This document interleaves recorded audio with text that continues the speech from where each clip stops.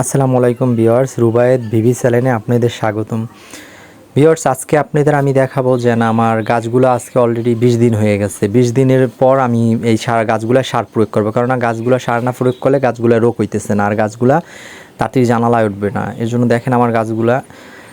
এরপর এখন আমি যে গাছের চারপাশে যে আগাছা আছে, ওই আগাছাগুলোকে ভালোভাবে পরিষ্কার করে নিতে হবে, কেননা ভালোভাবে যদি পরিষ্কার করে আমি না নিই তাহলে আমার এই গাছটা বাড়তে খুব আগাছায় ধইরা বসবে।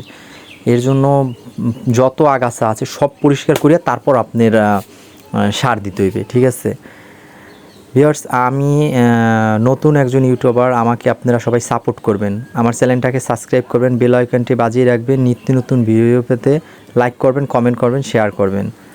আপনারা যদি আমাকে সাপোর্ট না করেন আমি কি করে আগাবো? আমি তো নতুন।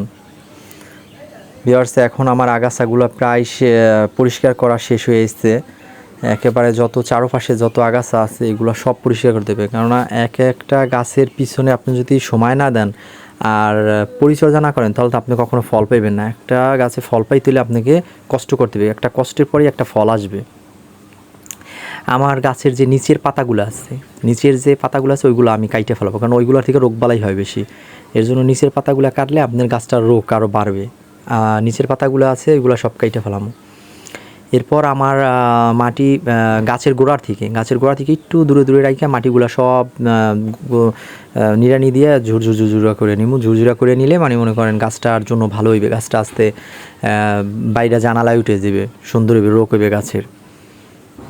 এইভাবে করতে হবে, এইভাবে করলে আপনারা অনেক লাভবান হইবেন, আপনাদের গাছ অনেক ভালো হইবে, ফল আসবে তাড়াতাড়ি। একটু পরিচর্যায় আমরা অনেক কিছু করতে পারি একটা বোঝার জন্য। ভিউয়ার্স, এখন আমি চারপাশের মাটিটা সরিয়ে নেব। আমার গাছের গোড়া থেকে 4 আঙ্গুল, অর্থাৎ 4 আঙ্গুল দূরে নিতে হবে, কেননা গাছের গোড়ার যদি দেই তাহলে আমার গাছটা পচে যাবে। এর জন্য গাছের গোড়া থেকে 4 আঙ্গুল দূরে নেবেন। দূরে নিয়ে যে আছে ওইগুলো সারগুলো প্রয়োগ করবেন, করলে তাহলে ভালো হইবে আপনার গাছের জন্য, ঠিক আছে? দেখতেই থাকুন স্কিপ না করে। এরপর মাটিটাকে সরানো আমার হয়ে গেছে। এখন আমি এখানে আপনার যে সারগুলো রাখছি ওই সারগুলা দিয়ে দেবো।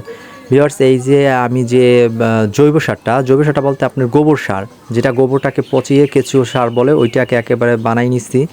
ওই সারটা দিয়ে দেবো। এই সারটা দিলেও গাছের জন্য অনেক উপকার হইবে। আগে আপনি জৈব সারটা দিবেন, জৈব সারটা আপনার গাছটাকে অনেক ভালো রোগ আনবে।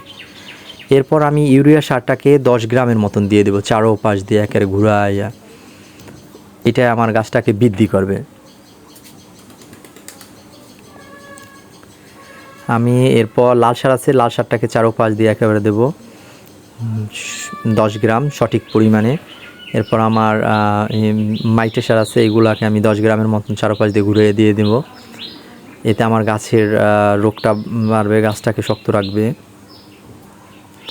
আমি এই মাটি দিয়ে সারগুলোকে ঢেকে দেবো, কারণ ঢাইকা দিলে আমার গাছের সারগুলো নিচে থাকবে, ওই সারগুলো আস্তে আস্তে আমার গাছের গোড়ায় যাইবে। আমি এই গাছগুলোর সারগুলোকে একদিন পর পানি দেবো। একদিন পর পানি দিলে আমার গাছের জন্য উপকার হইবে।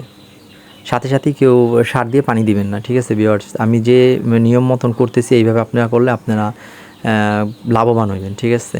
দেখেন আমার গাছগুলা আপনার 5 দিন পর কত সুন্দর হয়েছে, আলহামদুলিল্লাহ। ভিউয়ার্স, আমার সাথেই থাকুন। আমার